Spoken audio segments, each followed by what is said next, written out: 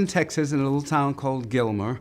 I don't remember too much about it because my dad took the family I guess I was about 4 when I left Gilmer. And we went to San Francisco, and Johnny Mathis, born on September 30th, 1935, in Gilmer, Texas, became one of the most iconic voices in American music history.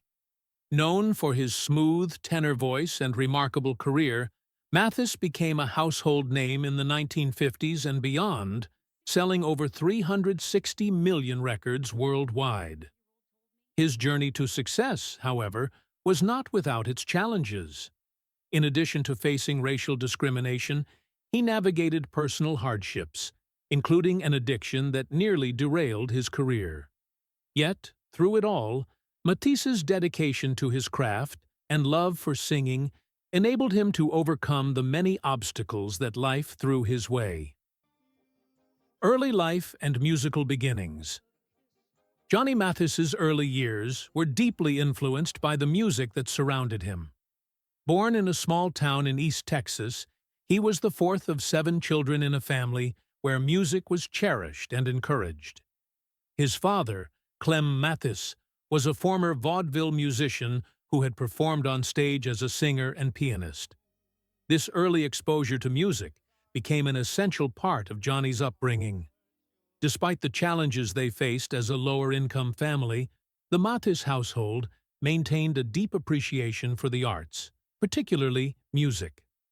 When Johnny was just 8 years old, his father made a significant sacrifice to ensure his son could pursue music. Clem saved up $25 to purchase an upright piano, an amount that was not easy to come by at the time. However, the piano was too large to fit through the front door of their small San Francisco apartment. Clem, showing incredible determination, took the piano apart and reassembled it inside the house. This act of love and commitment to Johnny's musical future would become a symbol of the kind of father he had. A man who believed wholeheartedly in his son's talent. Johnny's family had moved to San Francisco when he was just a toddler, and they settled in the Fillmore district, a neighborhood rich in music and culture. Often referred to as the Harlem of the West, the area was home to a thriving African-American community that embraced jazz, blues, and other forms of popular music. Growing up in such an environment, Johnny developed a love for singing early on. By the time he was 8 years old, he was already performing at family gatherings, church events, and school functions, all while being mentored by his father, who taught him to sing traditional songs like My Blue Heaven. Discovering his true calling. While at San Francisco State, Johnny Mathis began to carve out a name for himself as a performer. He began singing at local nightclubs, gaining attention for his impressive vocal abilities. During a Sunday jam session at the Black Hawk Club in San Francisco, a life-changing encounter occurred. Helen Nogai, the club's co-owner, heard Johnny sing and was immediately struck by the purity of his voice. Recognizing his immense potential, she approached him and became his manager. In 1955, Helen arranged for Johnny to meet Georgia Asian, an executive at Columbia Records, who was also captivated by his singing. Asian was so impressed that he sent a telegram to Columbia Records, urging the company to sign Johnny Mathis immediately. The telegram famously read, "Have found phenomenal 19-year-old boy who could go all the way. Send blank contracts." Within months, Johnny had signed his first recording contract with Columbia Records at the age of 19. Struggles and breakthroughs in the music industry. Johnny Mathis's debut album, Johnny Mathis, A New Sound in Popular Song, was released in 1956. The album showcased his smooth, jazz-inspired vocal style, with arrangements by legendary artists like Gil Evans and Teo Macero. However, at the time, jazz albums were not selling well commercially, and Johnny's debut record did not make a significant impact on the charts. Despite the failure of his first album, Columbia Records saw the potential in Johnny's voice and decided to rebrand him in a new direction.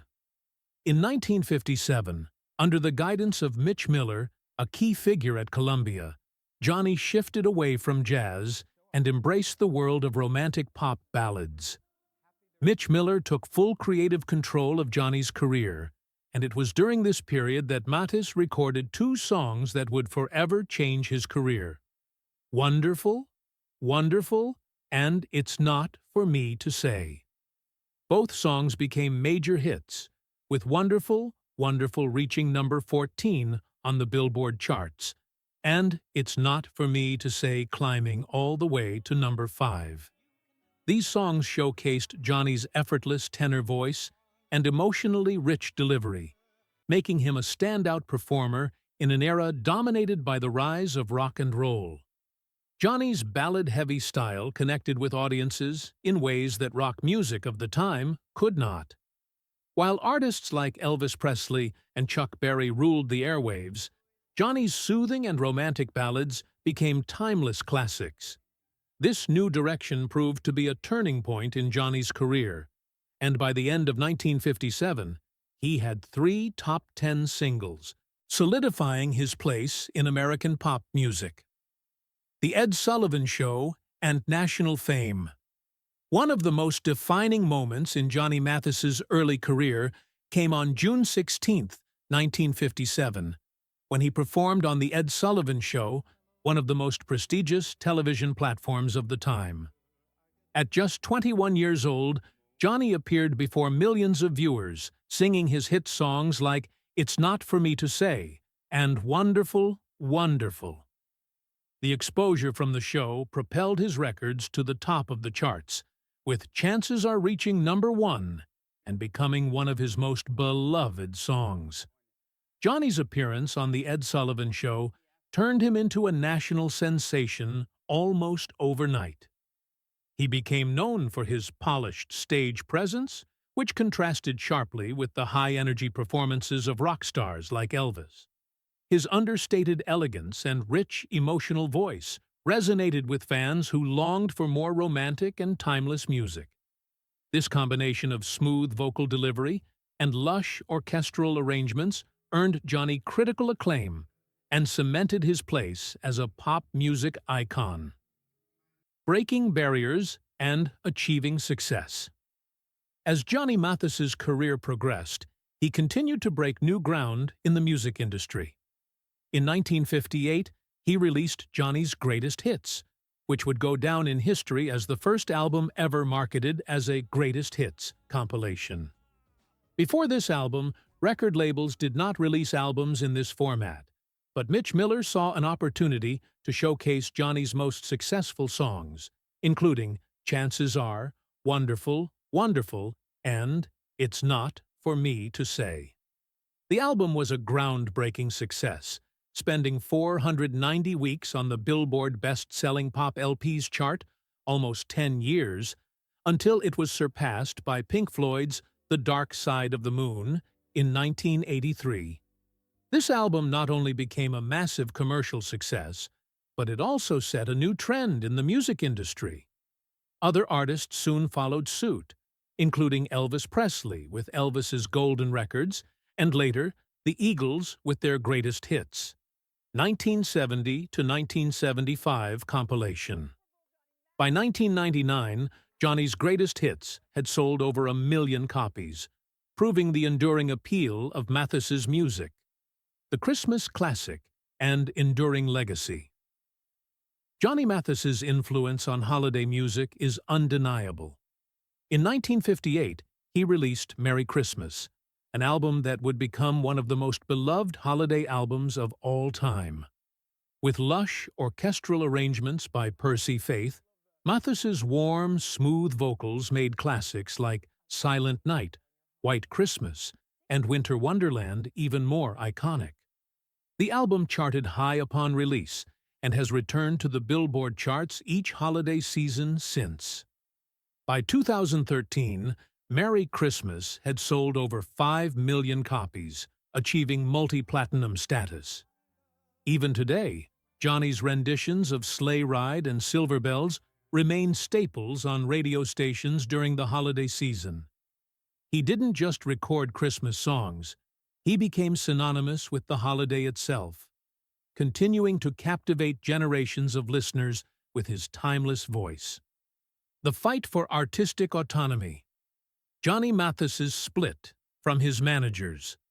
In the early 1960s, Johnny Mathis had reached the pinnacle of success, becoming one of the most celebrated voices in American music. He had achieved international fame and sold millions of records, and his smooth, velvety voice was revered by fans and critics alike.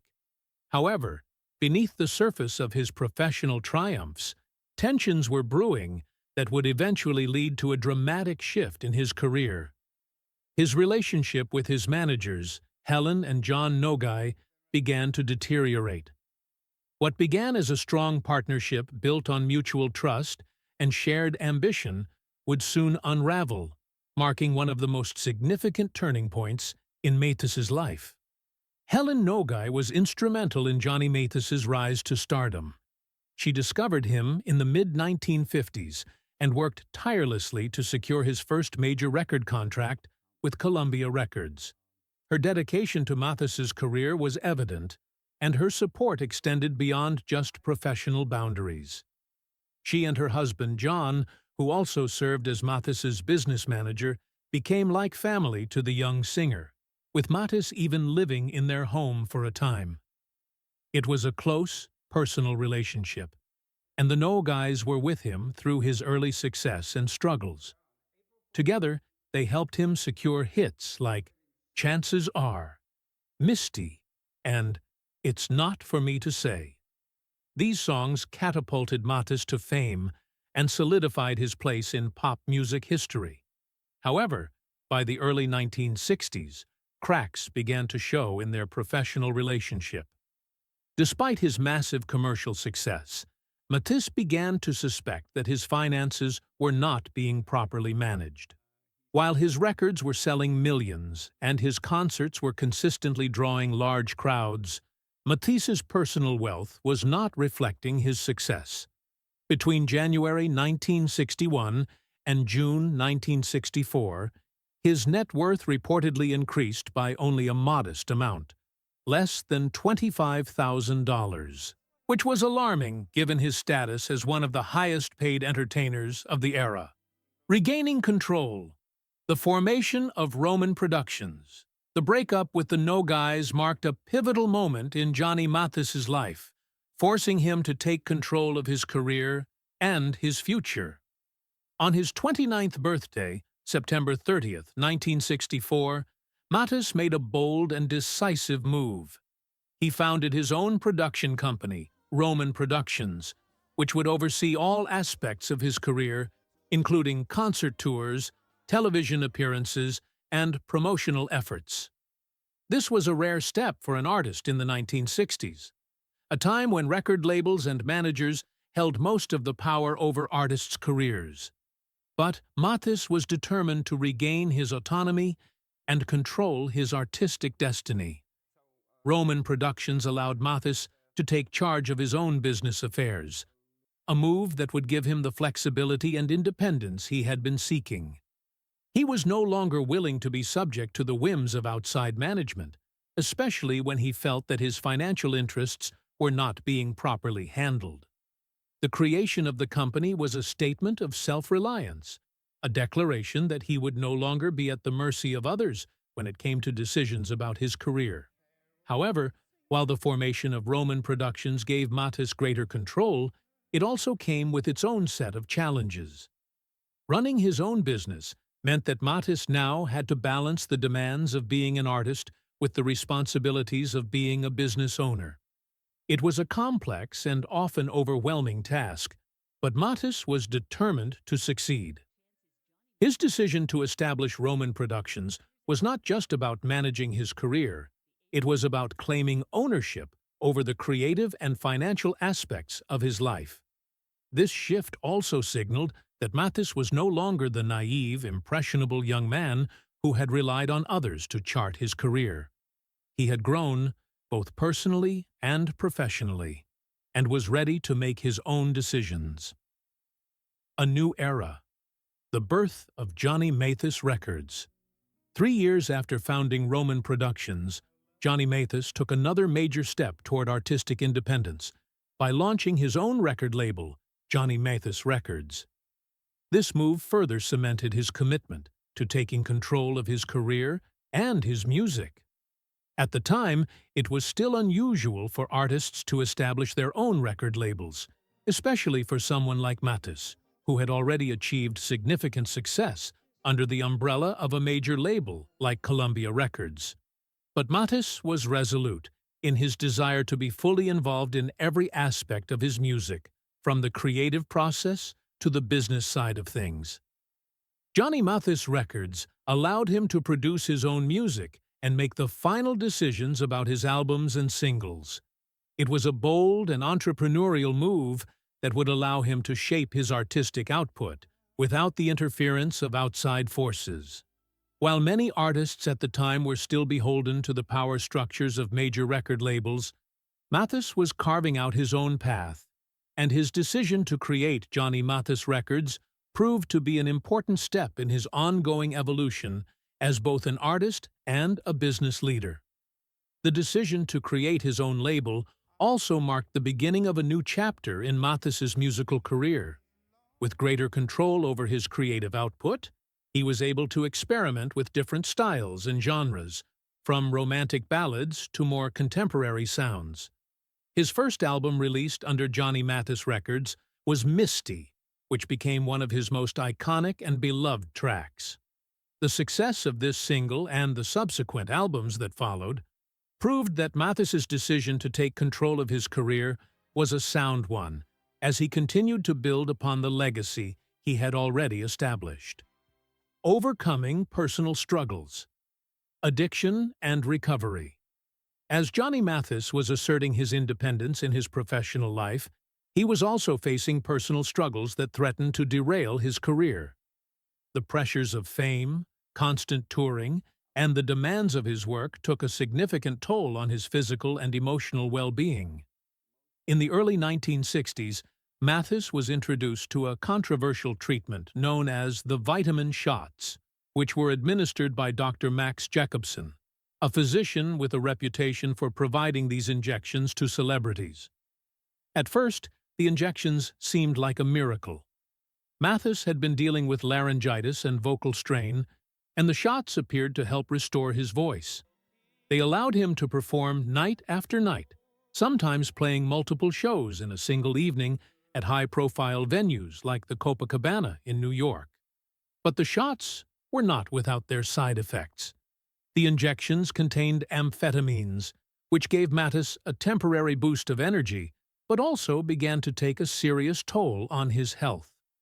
Soon, Mathis found himself dependent on the substances, and his addiction to prescription drugs and alcohol began to spiral out of control. As his addiction grew, so did the impact it had on his personal and professional life. The stress of constantly touring, combined with his struggles with substance abuse, left Mathis physically and emotionally drained. His once carefree attitude was replaced with a sense of exhaustion and despair, and he knew he had to make a change before it was too late. By the 1980s, Mathis was at a crossroads.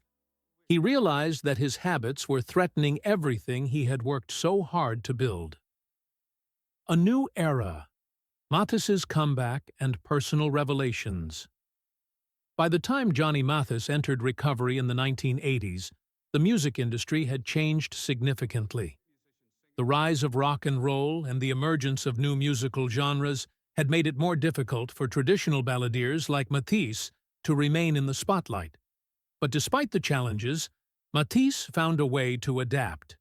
He recorded albums in different languages, including Spanish and Portuguese, and continued to release music that showcased his signature smooth vocal style. Mathis also found a new sense of freedom in his personal life. While the music industry had once been hostile toward openly LGBTQ+ artists, societal attitudes were beginning to shift. In 1982, During an offhand conversation with Us Weekly, Mathis casually mentioned his sexual orientation, saying, "Homosexuality is a way of life that I've grown accustomed to." This simple statement sparked immediate backlash, particularly from conservative fans who reacted with anger and even sent death threats. The hostility surrounding his revelation forced Mathis to pull back from discussing his personal life, not out of shame, but out of fear for his safety. However, despite the backlash, Mathis continued to focus on his music. He never allowed the controversy to derail his career. While other artists of the time may have used their platform to speak out on social issues, Mathis chose to let his artistry speak for itself. He continued to perform and record, and over time, his fans remained loyal, appreciating him for his voice, his dignity, and his ability to persevere in the face of adversity. By 2017, the cultural landscape had changed, and society had become more accepting of LGBTQ+ individuals. Mathis, now in his 80s, felt comfortable enough to revisit his earlier comment and speak openly about his sexuality. In a 2017 interview with CBS News, he reaffirmed what he had said all those years ago. But this time, the reaction was vastly different. Instead of the backlash he had faced in the 1980s, Mathis was met with support and acceptance from fans and the public alike. Johnny Mathis had weathered decades of adversity, both personal and professional, and had come out on the other side as a beloved and respected figure. His story is a testament to resilience, and his enduring legacy in music is a reminder of the power of perseverance, authenticity, and artistry.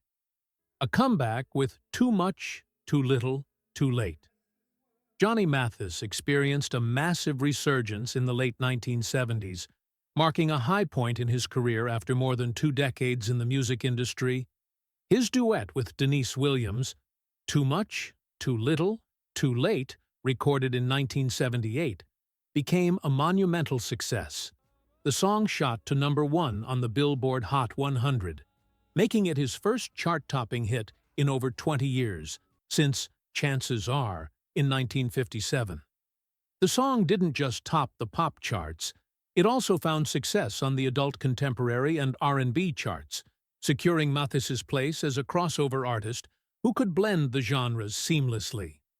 The commercial success of Too Much, Too Little, Too Late was immense, not only reaching the heights of #1, but also earning gold certification in the United States and silver in the UK, a testament to its popularity. Overseas, the track also made a significant impact, peaking at #3 in the UK and #9 in Canada. This collaboration was a revival, a moment in Mathis's career that demonstrated his timeless appeal and his ability to capture the attention of both old fans and new listeners. Building on the success of this duet, Mathis continued to work with Denise Williams, and later, in 1978, they released an entire album of duets titled That's What Friends Are For. This album continued to climb the charts, reaching #19 on the Billboard album charts and achieving gold status in both the US and UK. The success of Too Much, Too Little, Too Late and their subsequent album demonstrated that even as musical tastes shifted toward disco, Mathis was able to adapt and stay relevant in the changing landscape of popular music. Navigating the changing musical landscape. The 1970s and 1980s saw Mathis adapting to the evolving sounds of popular music while maintaining his signature style. Despite the dominance of rock and disco during this period, Mathis managed to stay in the public eye by blending contemporary trends with his classic romantic ballad style. His ability to merge his smooth, jazz-influenced vocals with newer sounds was a key factor in his longevity as an artist. In 1979, Mathis released Mathis Magic, an album that incorporated disco influences, helping him connect with the younger, dance-oriented audiences of the time. In the same vein, his 1980 album, Let It Be Me. Mathis in Nashville showcased his versatility by incorporating elements of country music, a genre that was also growing in popularity. Through these albums, Mathis continued to prove that he was more than just a ballad singer. He was an artist unafraid to experiment and reinvent himself.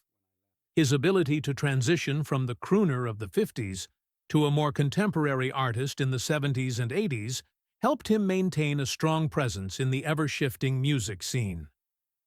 By the 2010s, Mathis was still finding new ways to connect with audiences.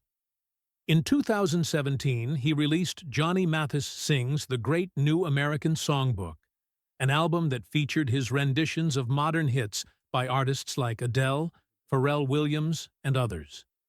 This album proved that Mathis's vocal mastery and emotional depth could transcend time, adapting to the new era, while retaining the warmth and intimacy that his fans had always loved.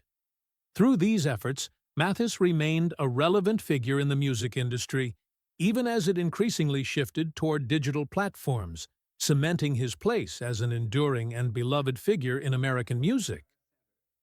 Overcoming criticism and earning respect. Mathis's journey to success wasn't without its obstacles. Early in his career, he faced sharp criticism from several corners of the music industry. Perhaps most famously, Frank Sinatra, one of the greatest crooners of all time, disparaged Mathis's style. Sinatra reportedly referred to Mathis as the African Queen and dismissed his music with a crude remark, "He sings good, but who wants to listen to that shit?" Sinatra's criticism was rooted in a fundamental difference in their musical approaches. Sinatra's style was all about sophisticated phrasing and storytelling, while Mathis's smooth, romantic ballads had a more sentimental, soft quality to them. For Sinatra, Mathis's approach was too sweet, too soft, too much of an embrace of sentimentality over the raw emotion Sinatra's style championed. However, as Mathis's success continued to grow, so did the respect he commanded. Over time, even Sinatra came to acknowledge Mathis's unique talents.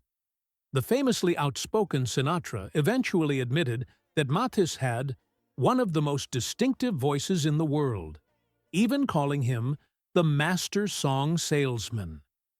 This evolution in Sinatra's view highlighted the power of sustained success and the artistry of Johnny Mathis, overcoming criticism and finding success.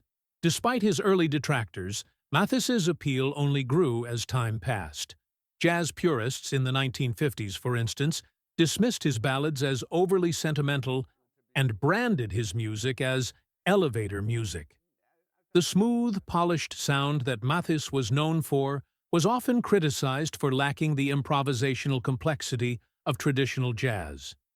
Even Errol Garner, the jazz pianist who composed Misty, wasn't particularly fond of Mathis's rendition, believing it leaned too heavily into pop rather than preserving the jazz integrity of the song. Yet, Mathis's rendition of Misty became a massive hit, reaching number 12 on the Billboard Hot 100 and earning him his first Grammy nomination. Over time, Misty became so closely associated with him that it's now considered his signature song.